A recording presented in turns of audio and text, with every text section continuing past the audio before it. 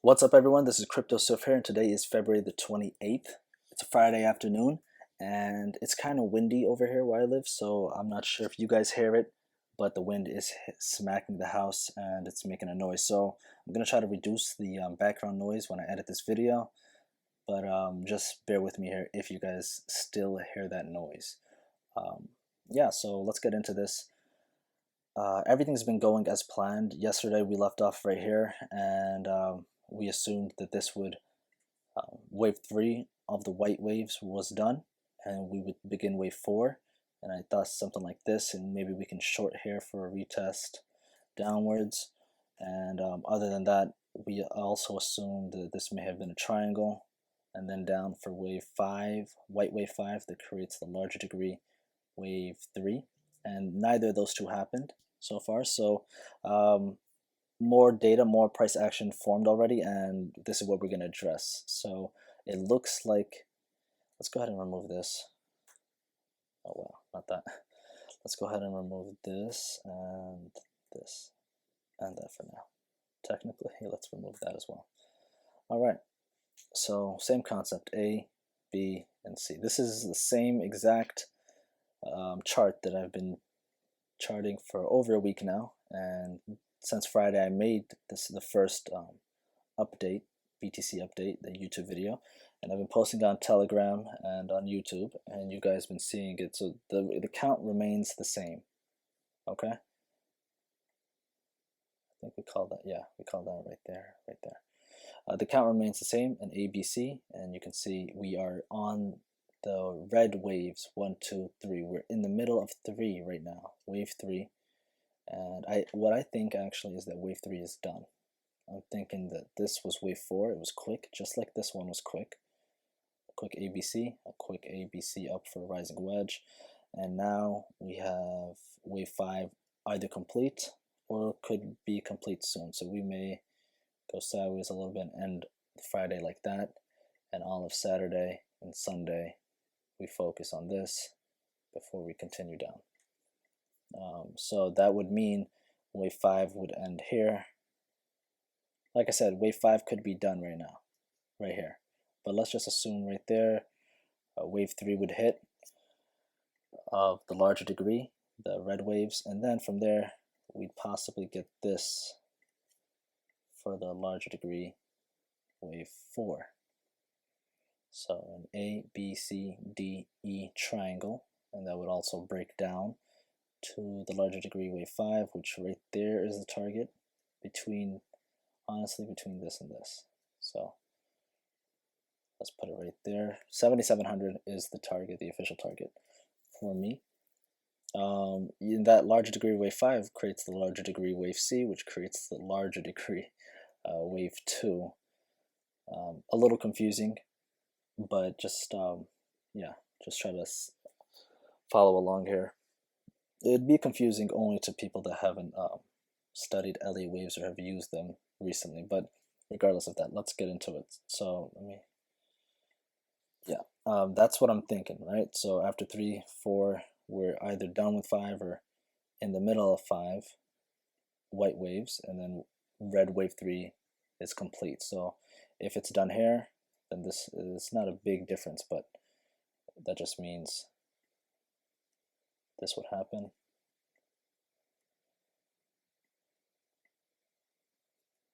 White wave 3, wave 5 done, red wave 3 done, red wave 4 begins.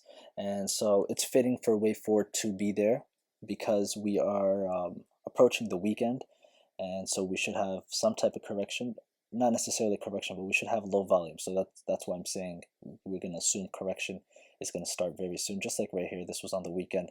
This took literally the entire weekend from like start to finish, Sunday night. And then this was literally the entire week, literally from right there. So it's very interesting that we're dumping in throughout the week, right? So the weekdays are the days of high volatility, and it kind of proves it right there. This was that slow chop sideways, the quick push down, the slow chop sideways is what I'm expecting. Now it doesn't have to happen, but that's what I'm expecting. and then another push down for the next week, and then we can begin addressing if we're actually bottomed or if we're going to just continue going down, and that goes into the bigger counts, the longer time frame counts. But for now, this is, I think, the minimum target, around 77, 7800. Yeah, so the count remains the same. This is the same count, like I said, that we've been charting for the last week. Now, I want to show one other alternate count now. The target would probably be around the same, but it's possible. Here,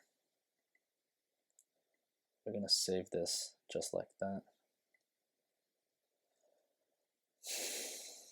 And now I'm going to remove everything. It's possible that we keep that ABC, A, B, C, but what I'm seeing here on a clean chart, that's why I like to remove everything sometimes.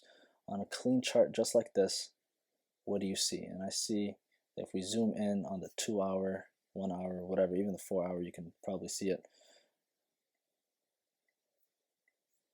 We had the diagonal that counted for A.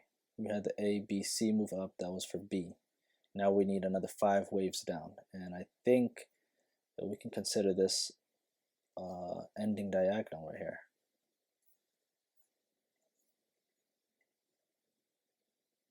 So if you disregard the wicks, it looks like we would be done with that wick down, or this whole area. So 1, 2, 3, 4, 5, and then even if you add the wicks, it looks like we're done. So it's not really a difference, but let's leave the wicks on for now. Not a real difference. I use wicks just on and off based off experience. I'm not saying I have a lot of experience, I'm just saying based off of my experience. I use wicks how I want, so sometimes I'll add them, sometimes I won't, sometimes they'll look really crazy, and I'll say, okay, that's not part of the chart or the chart pattern, we're going to ignore that. And sometimes it fits a pattern perfectly. So I mean, some people would disagree with that, but that's, like I said, my way of charting. Now getting back into it, A, B, C, it's possible that we're done here, and the only way we can tell, I mean, other than the fact that we do have a clear 5 waves, 1, 2, 3, 4, 5. We have those clear 5 waves down that creates a large degree C. The only other option we have, or the only other reason or way to tell, is by having the breakout. I mean, you can look at the RSI and try to find a bear div, or I'm sorry, bullish divergence on the lower time frame, not the lower time frames, maybe on the 4 hour. We do have a bullish div right here with the RSI having a higher high. At the same time, it's lining up with the price having a lower low. So right here, where wave 3 is, that the low is this RSI right here, this line. And then this one was clearly lower, but the RSI was clearly higher. So that's considered a bullish divergence. Lower lows in price and higher lows in the RSI. So on the 4 hours, so some reaction should probably happen. And I'm not sure if we're going to get, like I said, that the original count was to have a triangle here and then go down, but it's possible that with that divergence and with this wedge pattern, this diagonal pattern, it is possible that we break out over the weekend, or try to break out. Maybe we'll break out and retest over the weekend and start impulsing on Monday. So that's possible. Yeah, and I just wanted to show you that. So there's 2 things I see on that count, actually, on the wedge.